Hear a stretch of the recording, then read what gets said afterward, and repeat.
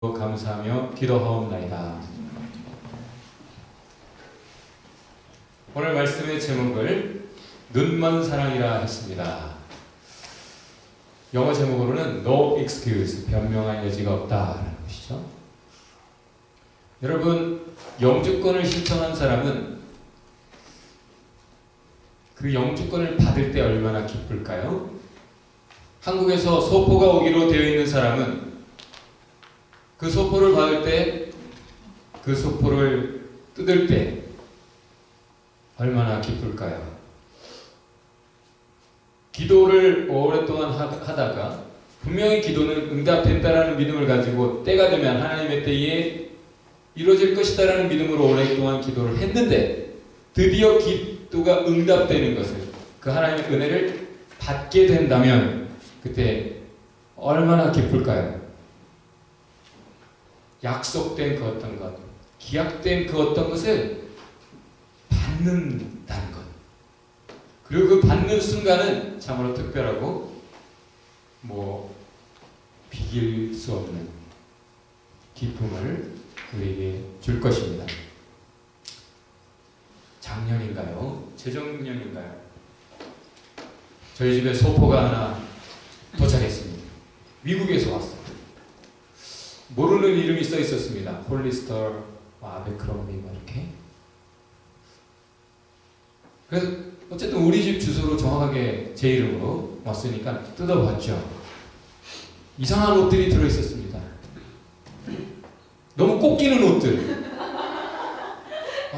맞지도 않는 옷을 누가 이렇게 선물을 했지? 잘못 온 걸 거야. 내 스타일도 아니잖아.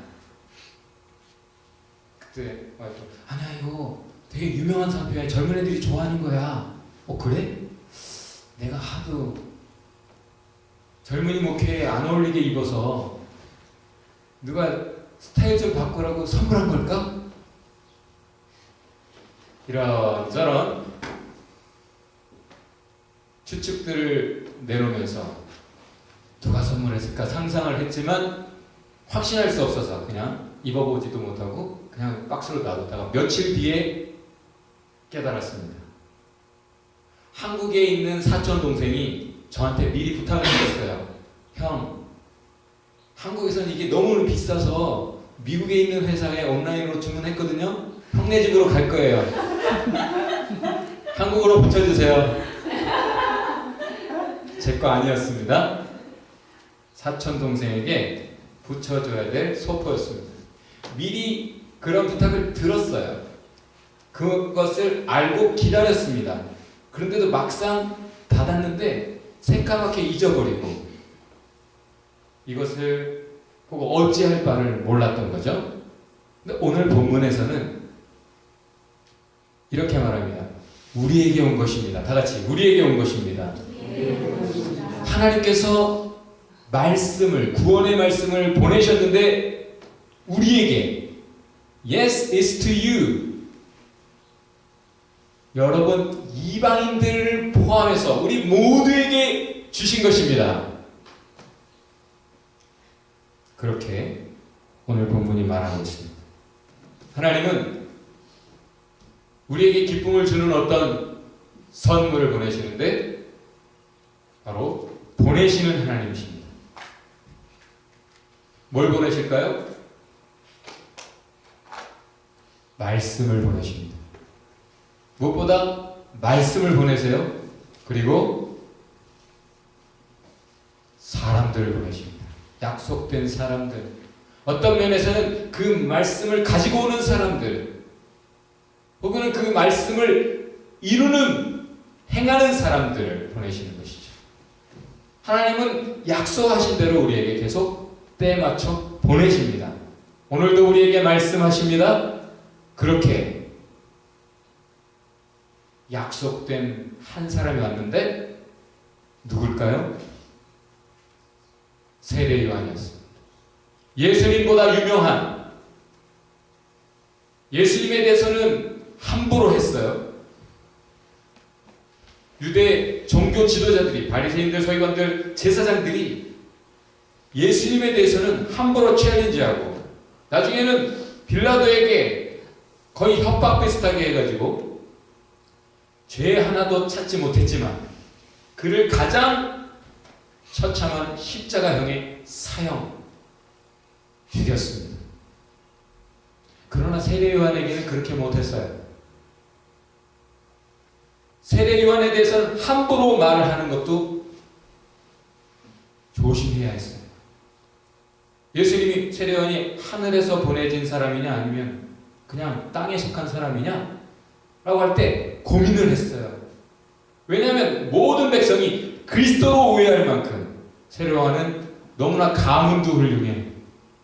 그의 삶이라는 게 일단 먹고 들어가는 거예요. 예수님은 목수의 아들, 무시해도 좋은 태생처럼 그렇게 출발했지만 세례 요한은 제일 존경받는 사가랴와 엘리사벳의 그 유일한 기적의 아들로, 그 늦은 나이에 기적의 아들로 이삭처럼 태어난, 어렸을 때부터 하나님의 기대가 촉망되는 기적이 가득한 메시아일지 몰라 모두가 기대했던 사람이었습니다. 그래서 모두가 세례 요한의 한마디 한마디에 귀 기울였고 세례 요한이 세례 받으라면 받는 거예요.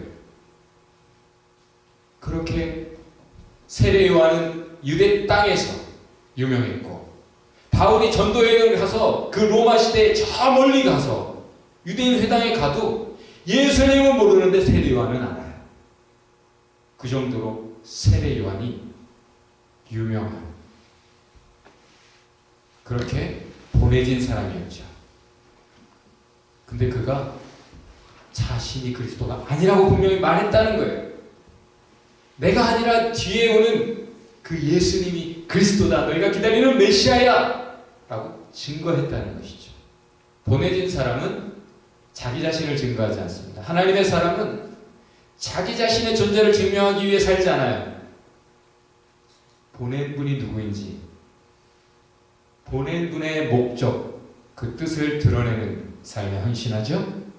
예수님조차 사탄에게 시험을 받을 때에 야, 네가 진짜 하나님 아들이면 증명해봐, 할 수 있잖아, 돌이 떡덩이가 되게 해서 먹어, 성전 꼭대기에서 뛰어내려, 할 수 있잖아, 증명해봐. 예수님이 그 사탄의 속삭임에 귀 기울이지 않아요.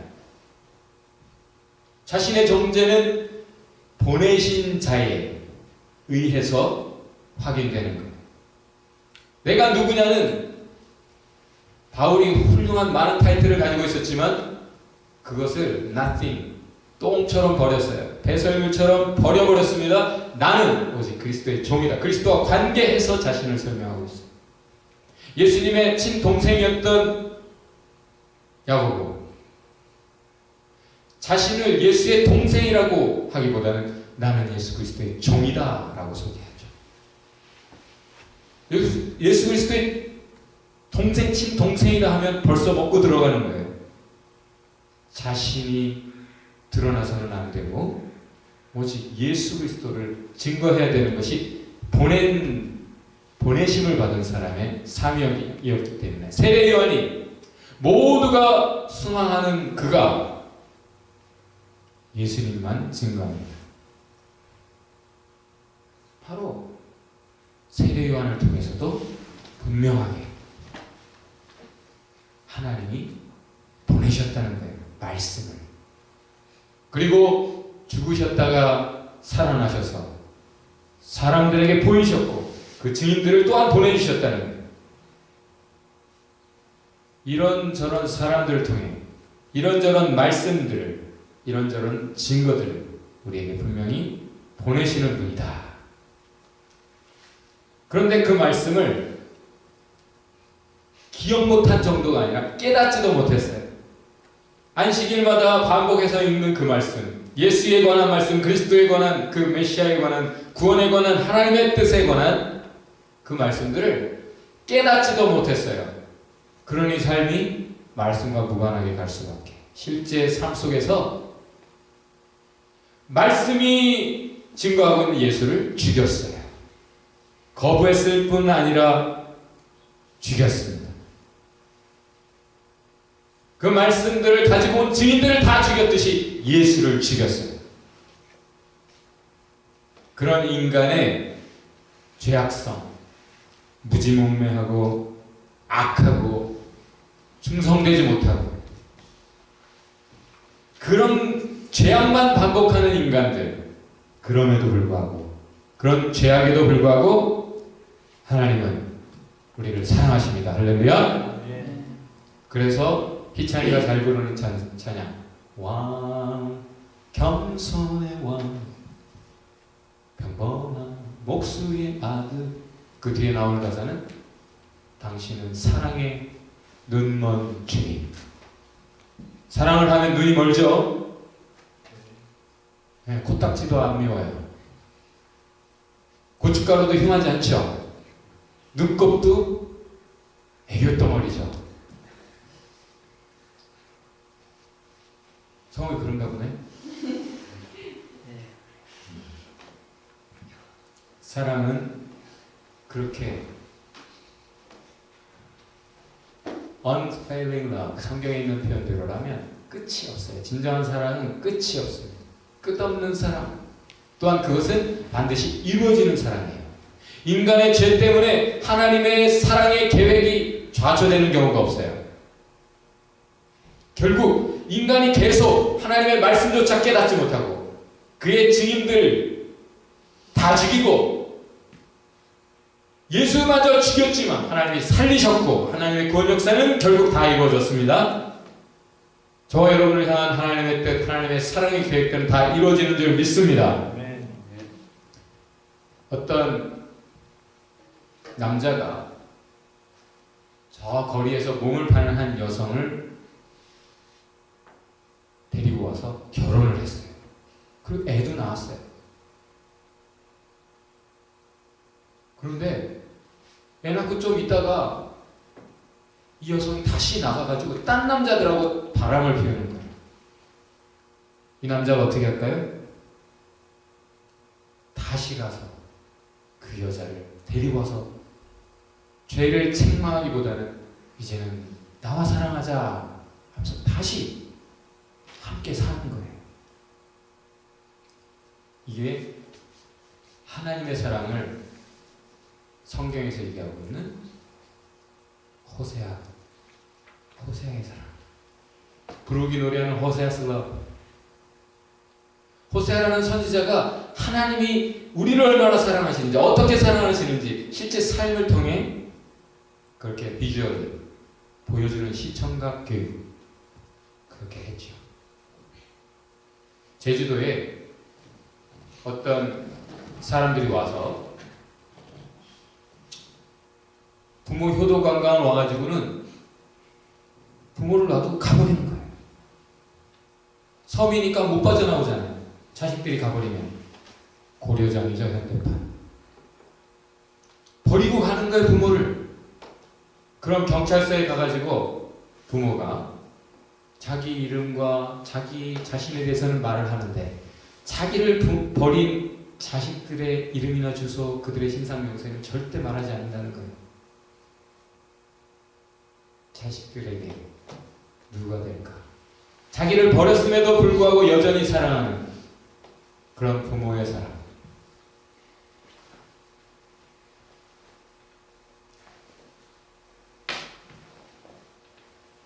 여러분이 그 사랑 몰라요? 저 여러분이 변명할 여지가 없어요. 내게 그런 핑계 대지 마. 입장 바꿔 생각을 해봐. 네가 하나님이라면 마음이 어떻겠니? 그 훌륭한 노래도 있잖아요. 요즘 수신 확인, 이메일도 수신 확인이 다 가능해요.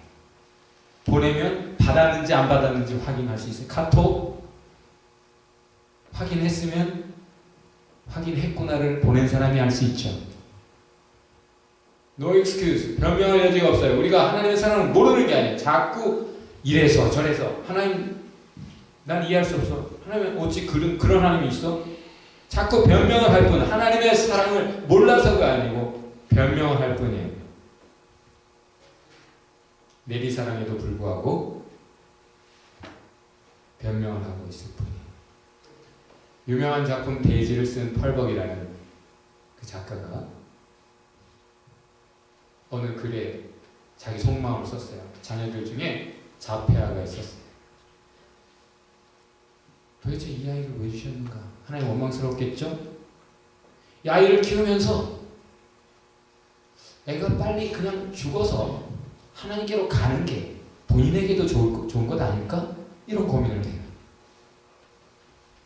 너무 힘이 들고.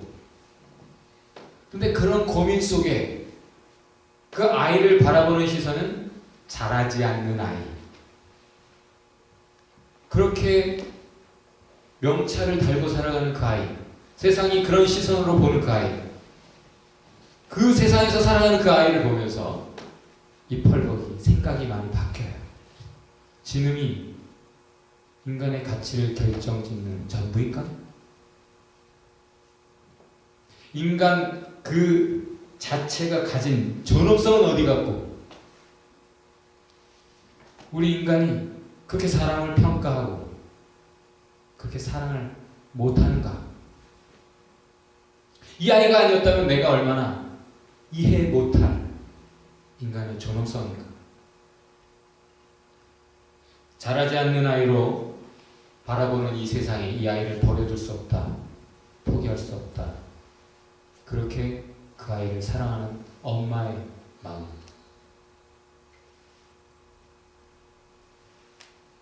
왜 사랑할까요, 그 아이? 세상은 저런 아이는 빨리 죽는 것이 여러모로 좋지 않은가? 그렇게 말하는데 왜 그 펄벅은 그 아이를 사랑합니까? 내 새끼니까. 남이라면 아유 힘드시겠어요 하고 지나갔을 거지만 자기 인생에 주어진 그 생명 사랑하지 않을 수 없고 사랑하다 보니까 깨닫는 것이 있어서 글을 쓴 거예요. 하나님 우리를 왜 사랑하세요? 남으로 생각지 않고 내 새끼다 생각하기 때문에. 다 같이 봅시다. 너는 내 것이라. 너는 내 것이라. 옆에 분에게 하나님 거예요. 그 아이는 그 펄벅에게 메시지였어요. 뭔가를 깨우치는 메시지요. 사랑의 대상입니다. 그 자체로 펄벅을 사랑하셔서 하나님이 주신 하나님의 사랑입니다. 그걸 깨우치기 전에는 그런 사랑을 할 수도 없고 그 사랑을 알기 전에 어찌 하나님의 사랑을 안다고 할 수 있겠어요? 여러분에게 주어진 짐 같은 사랑 있죠? 사랑하기 싫은 사랑 있죠? 그러나 내 거예요. 그죠? 나에게 주신 메시지, 나에게 주신 하나님의 사랑입니다. 하나님은 보내시는 분이에요. 우리에게 자꾸 뭔가를 보내시고 말씀을 보내시기도 하고 사람들을 보내시기도 하고 그들이 우리에게 증거해 줍니다. 우리에게 사랑받는 그들이 오히려 우리에게 어떤 증인들, 메신저들일 수 있어요. 그것을 하나님이 보내신 하나님의 메시지를 여러분 거부하지 마시기 바랍니다. 아멘. 옆에 분에게 우리에게 보내셨습니다. 손깍지로 Yes to you. 오늘 결론 말씀을 우리 다 같이 한번 마음에 새기며 외쳐봅시다. 쓰는 건 나중에 하고 다 같이 외쳐봅시다. 시작.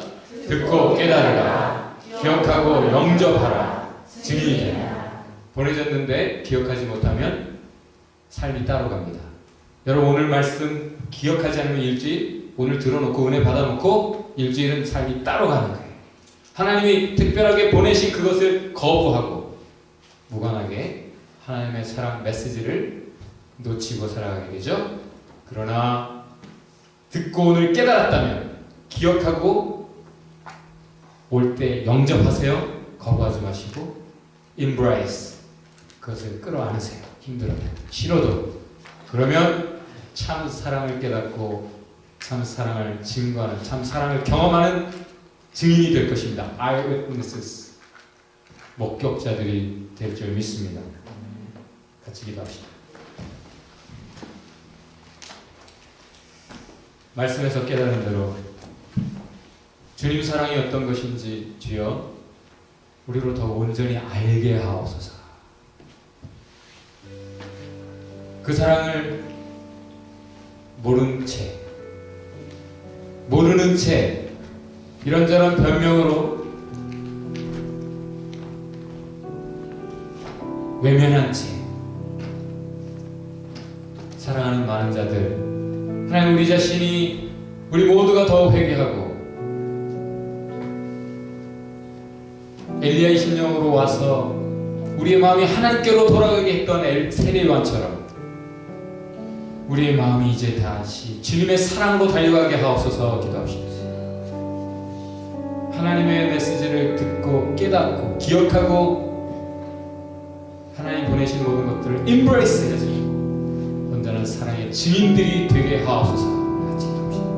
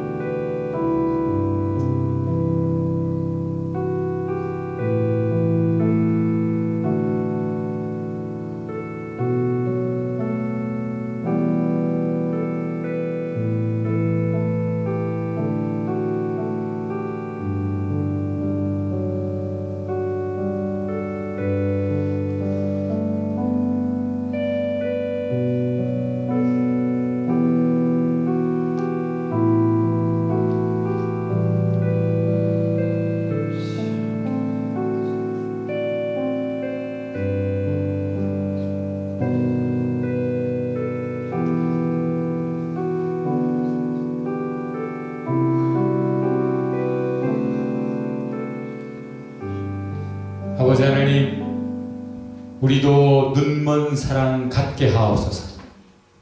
다른 사람의 허물과 약점들이 나의 사랑을 막지 못하게 하옵소서. 끝까지 사랑하고 이루어지는 사랑, 하나님의 뜻을 이루는 사랑하게 하옵소서. 그 사랑, 우리에게 보내지는 모든 것을 통하여 우리가 더욱 깨닫고 더욱 사랑하게 하옵소서. 예수님의 이름으로 감사하며 기도하옵나이다.